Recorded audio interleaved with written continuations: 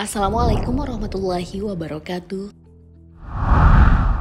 Sahabat beriman, kalau kamu melihat fakta ini, mungkin kamu akan kaget. Iya, Indonesia menjadi negara dengan penduduk muslim terbanyak di dunia. Sementara Arab Saudi tak berada di jajaran top 3, bahkan top 10 pun tak masuk. Padahal, Ka'bah terletak di Arab Saudi, dan lokasi ini menjadi destinasi impian muslim di seluruh dunia. Parahnya, riset menyebut jika penduduk Arab Saudi berbondong-bondong menjadi ateis. Kenapa hal ini bisa terjadi? Tonton video ini hingga akhir agar tidak sesat. Pada Desember 2021, data Indonesia mencatat bahwa Kementerian Dalam Negeri menyebut jumlah penduduk muslim di Indonesia sudah mencapai 237,53 juta jiwa. Sementara itu, pemeluk agama Kristen sebesar 20.451.589, dilanjutkan Katolik 8.428.398, Hindu 4.672.560, Buddha 2.033.608, dan aliran kepercayaan lainnya. Data tersebut sudah cukup mampu mengindikasikan jika penduduk Indonesia kebanyakan memang beragama Islam. Jumlah tersebut setara dengan 86,9% dari populasi tanah air yang sudah mencapai 273,32 juta orang. Dengan angka ini, Indonesia sudah masuk sebagai negara dengan penduduk mayoritas muslim terbanyak di dunia. Dan pada tahun 2021 hingga 2022 saja, sudah diperkirakan mencapai angka 279 juta jiwa.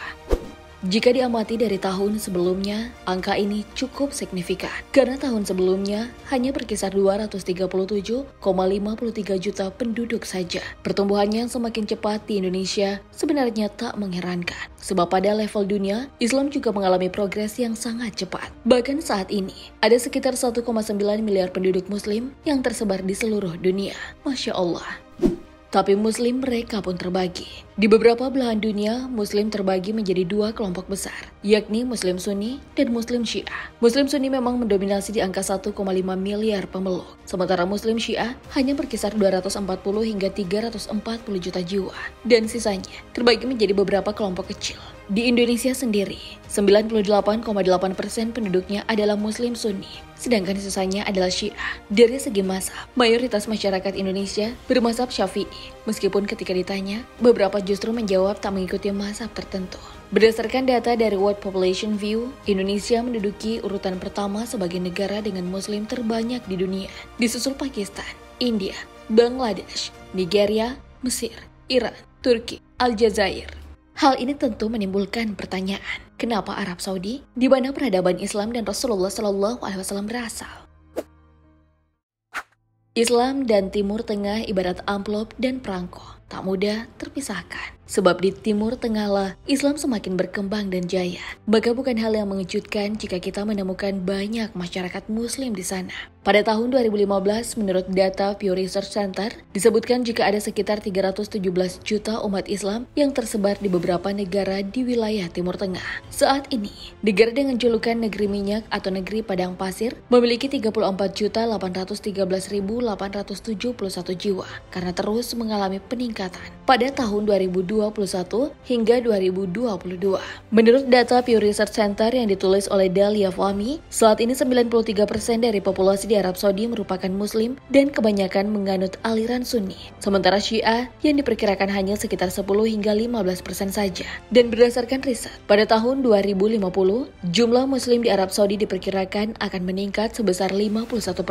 Meski begitu, Arab Saudi tak menempati posisi teratas untuk populasi muslim terbesar di dunia, namun berada di urutan ke-16. Sebelum Yaman dan setelah Uzbekistan, padahal Arab Saudi adalah rumah muslim, tempat Mekah berada, dan pusat ibadah muslim nomor 1 dunia. Tapi satu dekade terakhir, terjadi perubahan signifikan yang perlu dikhawatirkan. Pasalnya, ada sebuah fenomena ateisme yang mulai melanda penduduknya. Ateisme adalah pandangan yang tak ingin mempercayai Tuhan. Pada tahun 2019, berdasarkan survei BBC International, ada peningkatan persentase penduduk yang memilih untuk tak beragama. Dulunya hanya 8% pada tahun 2013, namun meningkat menjadi 13% pada tahun 2019.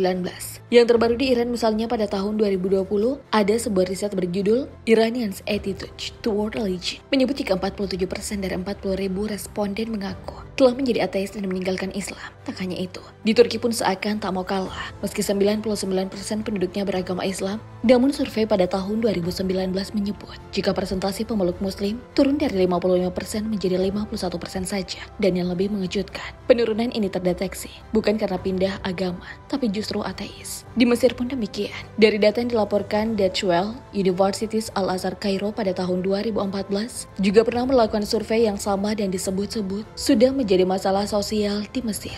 Hasilnya mencengangkan. 10,7 juta dari 87 juta penduduk Mesir saat itu mengaku menjadi ateis. Bagaimana dengan Arab Saudi? Laporan Saudi Arabia 2021 International Religious Freedom Report mencatatkan jika ada setidaknya 224.000 yang tidak beragama, entah itu ateis atau agnostik. Mendengar berita ini tentu menimbulkan banyak tanda tanya di kepala. Kok bisa sih? Hal ini memang sangat mengejutkan. Namun menurut Hannah Wallace dalam artikel Man Without God, The Rise of Atheism in Saudi Arabia yang diterbitkan pada tahun 2020 menyebut jika faktornya juga dilatar belakangi oleh sikap politik pemerintah yang juga menjual isu agama. Jika selama ini Indonesia dianggap paling sering menggoreng isu agama ketika politik, ternyata Arab Saudi juga memiliki pola serupa. Karena ini, penduduk Arab Saudi makin apatis. Interaksi penduduk di media sosial juga menyebabkan berbagai kelompok mulai kritis mempertanyakan kaitan agama dengan politik di negara mereka. Pendapat lain dituturkan oleh Tamer Fouad, koresponden hubungan internasional Guardian. Menurutnya, ada dua faktor kenapa hal ini bisa terjadi. Pertama, pemberitaan buruk tentang agama Islam selalu menghiasi media, sehingga hal ini juga mau tak mau berpengaruh pada pandangan masyarakat. Misalnya saja penghancuran masjid, pembakaran gereja, atau aksi-aksi bengis yang menjual-jual ayat-ayat Allah hanya untuk kepentingan sendiri. Kedua, ada beberapa pemimpin partai dan tokoh Islam yang dipandang gagal setelah tragedi Arab Spring. Arab Spring atau musim semi Arab ini sebenarnya bertujuan baik agar ekonomi di Arab Saudi makin lancar. Namun sayang sekali, pemimpin gagal mewujudkan cita-cita ini. Rakyat yang kecewa dan sakit hati akhirnya makin cuek dengan pemimpin atau partai Islam. Dan efeknya, mereka sudah muak dan malas beragama. Tapi fenomena ini tak hanya sekedar angka, namun menjadi sebuah PR yang besar bagi Arab Saudi. Brian Whitaker mengatakan jika kecenderungan untuk menjadi ateis merupakan hal yang perlu diwaspadai, karena bisa saja mereka akhirnya dibully oleh teman, atau bahkan dikucilkan oleh keluarga sendiri. Dan yang lebih parahnya, mereka berpotensi mendapatkan hukuman mati dari negara. Alhasil, mereka memilih untuk menyembunyikan statusnya.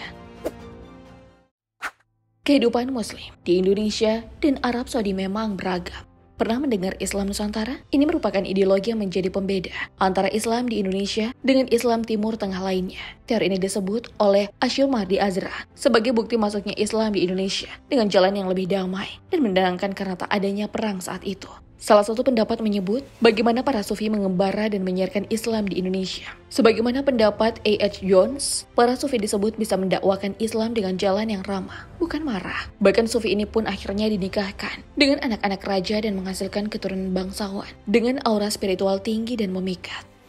Islam lebih mudah diterima oleh masyarakat karena ajaran agamanya yang tak mengenal sistem kasta. Jadi pemeluknya bisa merasa setara tanpa ada diskriminasi. Nilai Islam juga sangat pas bagi masyarakat Indonesia karena tetap mengedepankan harmonisasi. Sebab agama pun beragam di Indonesia. Jadi pemeluknya bisa hidup damai jika mengikuti koridor yang sudah ditetapkan. Namun sayang sekali, seperti yang terjadi di Arab Saudi, Islam di Indonesia saat ini juga masih sering dicederai oleh orang-orang yang memiliki kepentingan khusus dan malah menjual agama. Dakwah yang sekiranya berupaya untuk mengajak, namun terkadang berakhir menjadi sebuah ajang kekerasan. Semoga Islam di Indonesia selalu menjadi Islam yang ramah, bukan marah, agar penduduknya pun semakin taat dan terus melesat. Sahabat beriman, kira-kira menurut kamu, kenapa Islam menjadi agama favorit dari tahun ke tahun? Wallahu a'lam bishawab. Wassalamualaikum warahmatullahi wabarakatuh.